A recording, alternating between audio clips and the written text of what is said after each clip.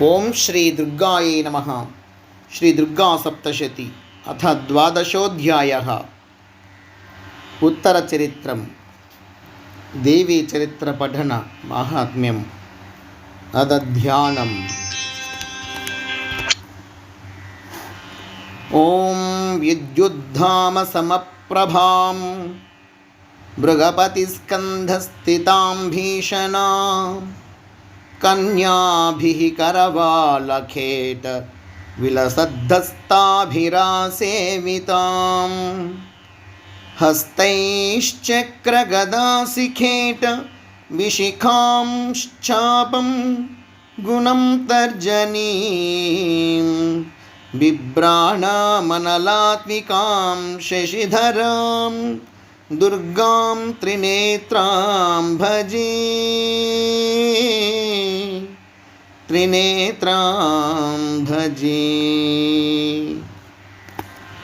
ओं देव्युवाच ओं येभिः स्तवैश्च मां नित्यं स्तोष्यते यः समाहितः तस्याहं सकलां बाधां नाशयिष्याम्यसंशयम्।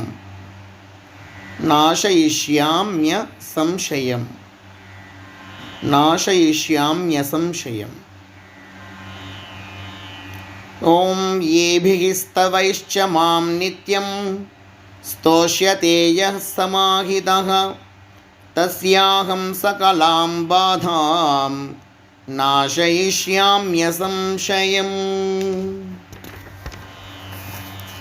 ॐ मधुकैटभ नाशं च महिषासुरघातनं कीर्तयिष्यन्ति ये तद्वद् वधं शुम्भनिशुम्भयोः। ॐ मधुकैटभनाशं च महिषासुरघातनं कीर्तयिष्यन्ति ये तद्वद् वधं शुम्भनिशुम्भयोः। ॐ अष्टम्यां च चतुर्दश्यां नवम्यां चैकचेतसः श्रोष्यन्ति चैव ये भक्त्या मम माहात्म्यमुत्तमम्। ॐ अष्टम्यां च चतुर्दश्यां नवम्यां चैकचेतसः श्रोष्यन्ति चैव ये भक्त्या मम माहात्म्यमुत्तमम्। ॐ न तेषां दुष्कृतं किञ्चित् दुष्कृतोत्थानचापदः भविष्यति न दारिद्र्यं न चैवेष्टवियोजनम्। ॐ न तेषां दुष्कृतं किञ्चित् दुष्कृतोत्थानचापदः भविष्यति न दारिद्र्यं न चैवेष्टवियोजनम्। हरिः ओम्। ओं श्री दुर्गायै नमः। श्री दुर्गा सप्तशती अथ द्वादशोऽध्यायः। 6 నుండి 10 మంత్రాలు। ఓం శత్రుతో न भयं तस्य दस्युतो वा न राजतः न शस्त्रानलतो यौघात्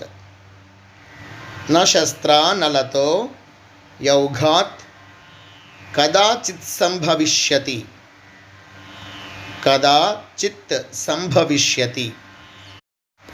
ॐ शत्रुतो न भयं तस्य दस्युतो वा न राजतः न शस्त्रानलतो यौघात् कदाचित् संभविष्यति।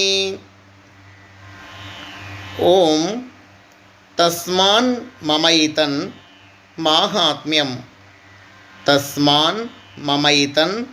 माहात्म्यं पठितव्यं समाहितैः श्रोतव्यं च सदा भक्त्या परं स्वस्त्ययनं हि तत् स्वस्त्ययनं हि तत्।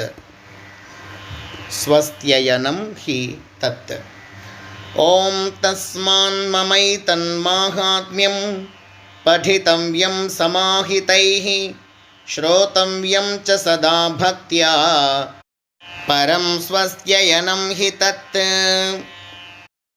ॐ उपसर्गान् शेषांस्तु महामारी समुद्भवान् तथा त्रिविधमुत्पातं माहात्म्यं शमयेन्मम। ॐ उपसर्गान् शेषांस्तु महामारी समुद्भवान् तथा त्रिविधमुत्पातं माहात्म्यं शमयेन्मम। ॐ यत्रैतत् पठ्यते सम्यग् नित्यमायतने मम सदा न तद्विमोक्ष्यामि सदा न तद्विमोक्ष्यामि सान्निध्यं तत्र मे स्थितम्। ॐ यत्रैतत् पठ्यते सम्यग् नित्यमायतने मम सदा न तद्विमोक्ष्यामि सान्निध्यं तत्र मे स्थितम्। ॐ बलिप्रदाने पूजायाम् अग्निकार्ये महोत्सवे सर्वं ममैतच्चरितम् उच्चार्यं श्राव्यमेव च। ॐ बलिप्रदाने पूजायाम् अग्निकार्ये महोत्सवे सर्वं ममैतच्चरितम् उच्चार्यं श्राव्यमेव च। हरिः ओम्। ओं श्री दुर्गायै नमः। श्री दुर्गा सप्तशती अथ द्वादशोऽध्यायः 11 నుండి 15 మంత్రాలు। ఓం జానతా జానతా వాపి బలిపూజాం తథా కృతాం ప్రతిచిష్యామ్యహం ప్రీత్యా వహ్నిహోమం తథా కృతం। ఓం జానతా జానతా వాపి బలిపూజాం తథా కృతాం ప్రతిచిష్యామ్యహం ప్రీత్యా వహ్నిహోమం తథా కృతం। ఓం శరత్కాలే మహాపూజా క్రియతే యా చ వార్షికీ తస్యాం మమైతన్ మాహాత్మ్యం శ్రుత్వా భక్తి సమన్వితః। ఓం శరత్కాలే మహాపూజా క్రియతే యా చ వార్షికీ తస్యాం మమైతన్మాహాత్మ్యం శ్రుత్వా భక్తి సమన్వితః। ఓం సర్వాబాధా వినిర్ముక్తో ధనధాన్య సుతాన్వితః మనుష్యో మత్ప్రసాదేన భవిష్యతి న సంశయః।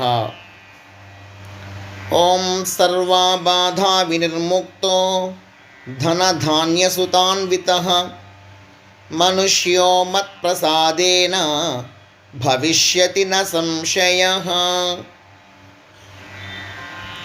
ఓం శ్రుత్వా మమైతన్ మాహాత్మ్యం తథా చోత్పత్తయః శుభాః పరాక్రమం చ యుద్ధేషు జాయతే నిర్భయః పుమాన్। ఓం శ్రుత్వా మమైతన్మాహాత్మ్యం తథా చోత్పత్తయః శుభాః పరాక్రమం చ యుద్ధేషు జాయతే నిర్భయః పుమాన్। ఓం రిపవః సంక్షయం యాంతి కళ్యాణం చోపపద్యతే। నందతే చ కులం పుంసాం మాహాత్మ్యం మమ శృణ్వతాం. ఓం రిపవః సంక్షయం యాంతి కళ్యాణం చోపపద్యతే నందతే చ కులం పుంసాం మాహాత్మ్యం మమ శృణ్వతాం. హరి ఓం. ఓం శ్రీ దుర్గాయే నమః. శ్రీ దుర్గా సప్తశతి అథ ద్వాదశోధ్యాయః. 16 నుండి 20 మంత్రాలు. ఓం శాంతి కర్మణి సర్వత్ర తథా దుస్వప్నదర్శనే గ్రహపీడాసు చోగ్రాసు మాహాత్మ్యం శృణుయాన్మమ. ఓం శాంతి కర్మణి సర్వత్ర తథా దుస్వప్నదర్శనే గ్రహపీడాసు చోగ్రాసు మాహాత్మ్యం శృణుయాన్మమ. ఓం ఉపసర్గాః శమం యాంతి గ్రహపీడాశ్చ దారుణాః దుస్వప్నం చ నృభిర్దృష్టం సుస్వప్నం ఉపజాయతే.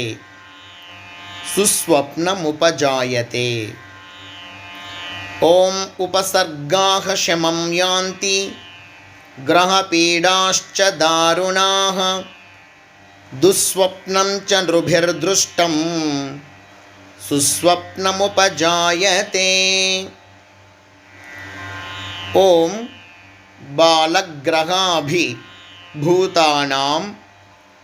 బాలానాం శాంతికారకం సంఘాత భేదే చ నృణాం మైత్రీకరణముత్తమం.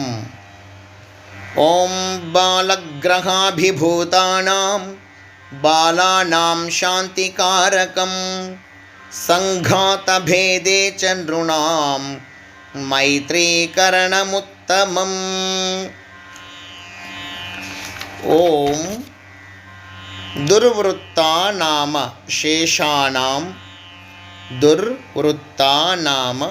శేషానాం బలహానికరం పరం రక్షో భూత పిశాచానాం పఠనాదేవ నాశనం.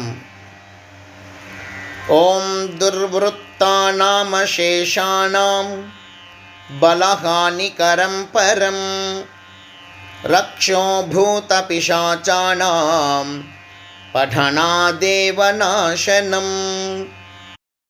ఓం సర్వం మమై తన్మాహాత్మ్యం మమ సన్నిధి కారకం పశు పుష్పార్ఘ్య ధూపైశ్చ గంధ దీపై స్తథోత్తమైః.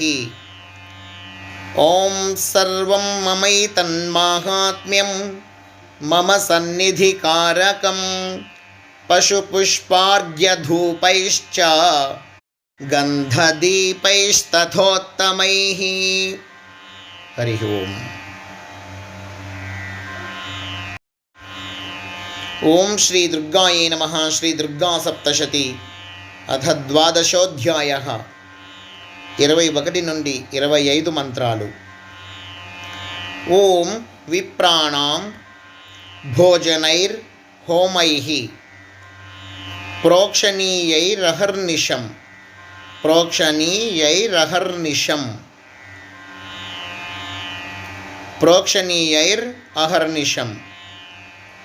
అన్యైశ్చ వివిధైర్భోగైః ప్రదానైర్వత్సరేణయా. ఓం విప్రాణాం భోజనైర్హోమైః ప్రోక్షణీయైరహర్నిశం అన్యైశ్చ వివిధైర్భోగైః ప్రదానైర్వత్సరేణయా.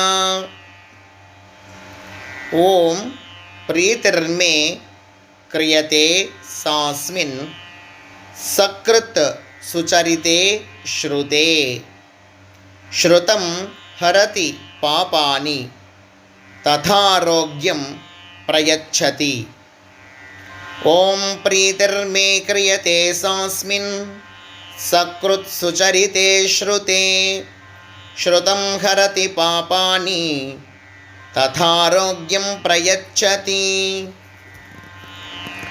ఓం రక్షాం కరోతి భూతేభ్యో జన్మనాం కీర్తనం మమ యుద్ధేషు చరితం యన్మే దుష్టదైత్యనిబర్హణం.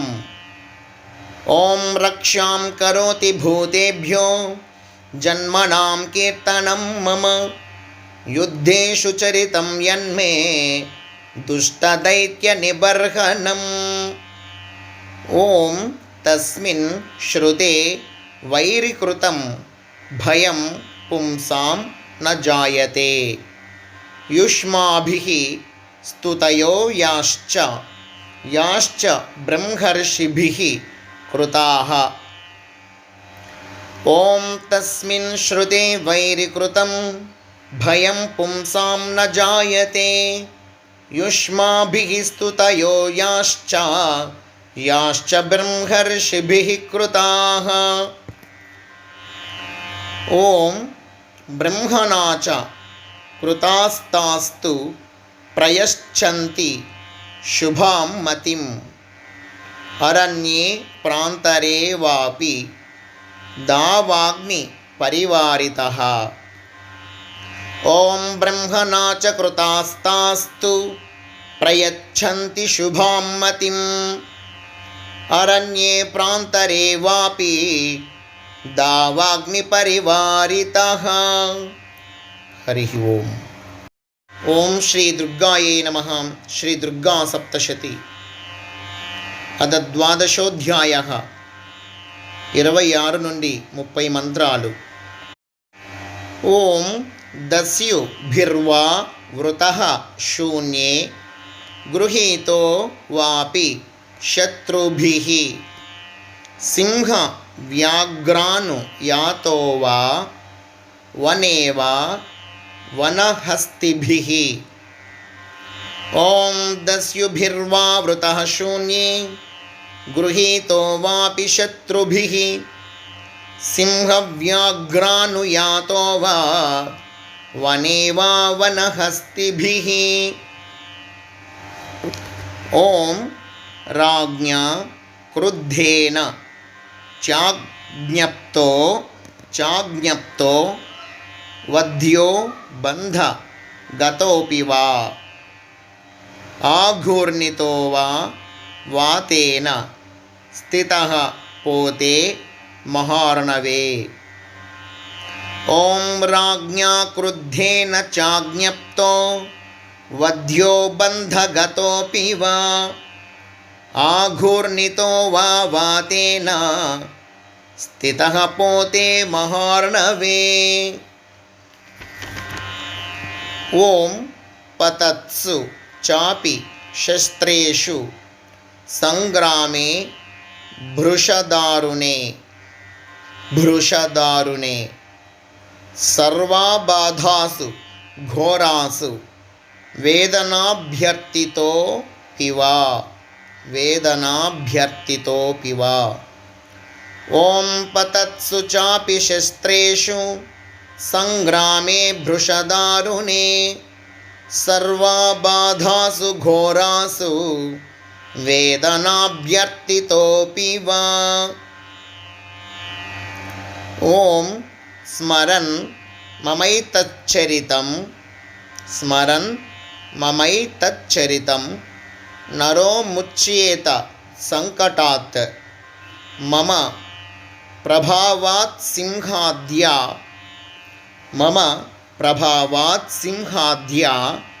దస్యవో వైరిణస్తథా.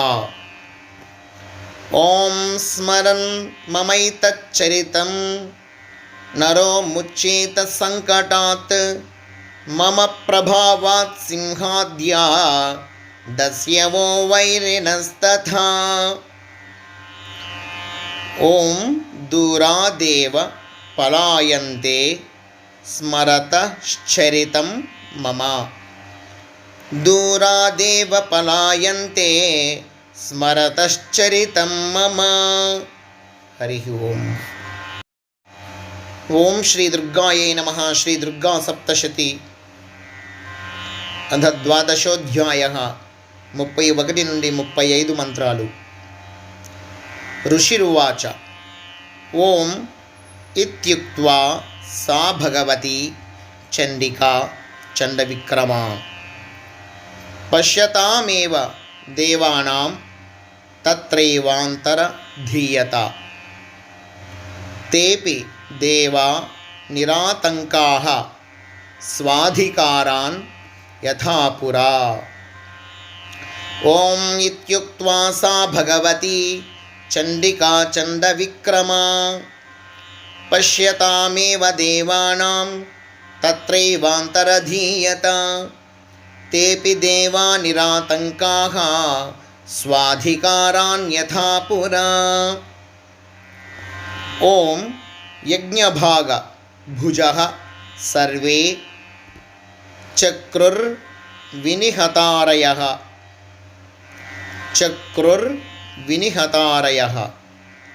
दैत्याश्च देव्या निहते शुंभे देवरिपौ युधि।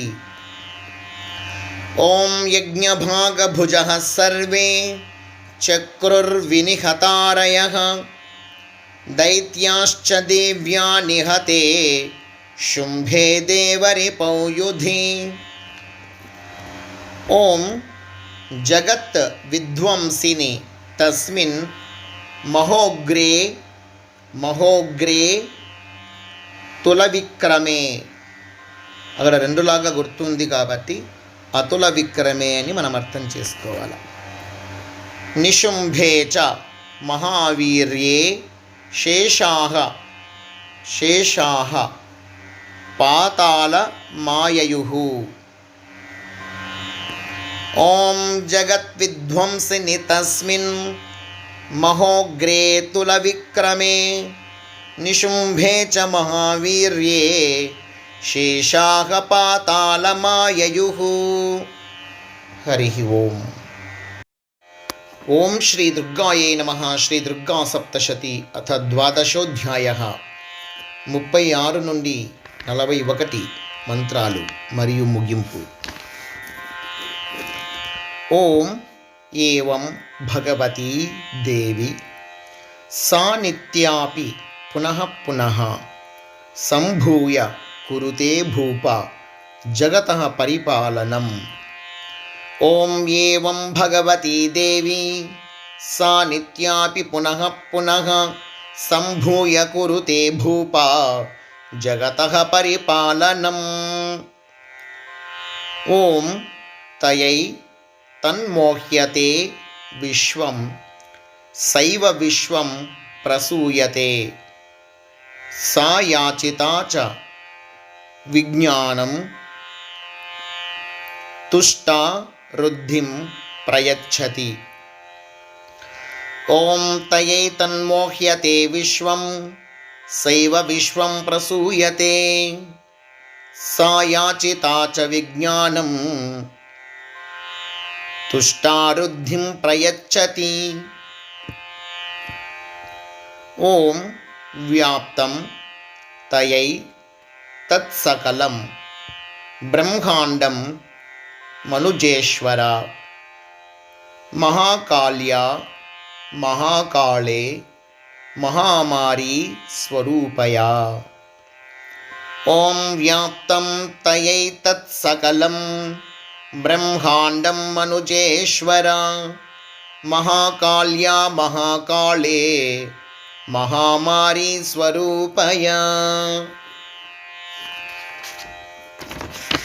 ఓం శైవకాలే మహామారీ శైవ సృష్టిర్భవత్యజా స్థితిం కరోతి భూతానాం శైవకాలే సనాతనీ। ఓం శైవకాలే మహామారీ శైవ సృష్టిర్భవత్యజా స్థితిం కరోతి భూతానాం శైవకాలే సనాతనీ। ఓం భవకాలే నృణాం సైవ లక్ష్మీర్వృద్ధి ప్రదా గృహే సైవాభావే తథా లక్ష్మీర్ వినాశాయోపజాయతే వినాశాయోపజాయతే. ఓం భవకాలే నృణాం సైవ లక్ష్మీర్వృద్ధిప్రదా గృహే సైవాభావే తథా లక్ష్మీర్ వినాశాయోపజాయతే. ఓం స్తుతా సంపూజితా పుష్పైర్ ధూప గంధాదిభిస్తథా దదాతి విత్తం పుత్రాంశ్చ మతిం ధర్మే గతిం శుభాం. ఓం ఓం స్తుతా సంపూజితా పుష్పైర్ ధూపగంధాదిభిస్తథా దదాతి విత్తం పుత్రాంశ్చ మతిం ధర్మే గతిం శుభాం. ఓం ఇది శ్రీ మార్కండేయ పురాణే సావర్ణికే మన్వంతరే దేవీ మాహాత్మ్యే ఫలస్తుతిర్నామ ద్వాదశోऽధ్యాయः. ఓం నిదక్షరపదభ్రష్టం మాత్రాహీనం చ యద్భవేత్ తత్సర్వం క్షమ్యతాం మాతా. దుర్గాదేవి నమోస్తుతే, దుర్గాదేవి నమోస్తుతే, దుర్గాదేవి నమోస్తుతే. సర్వం శ్రీ దుర్గామాత పాదారవిందార్పణమస్తు. హరి ఓం.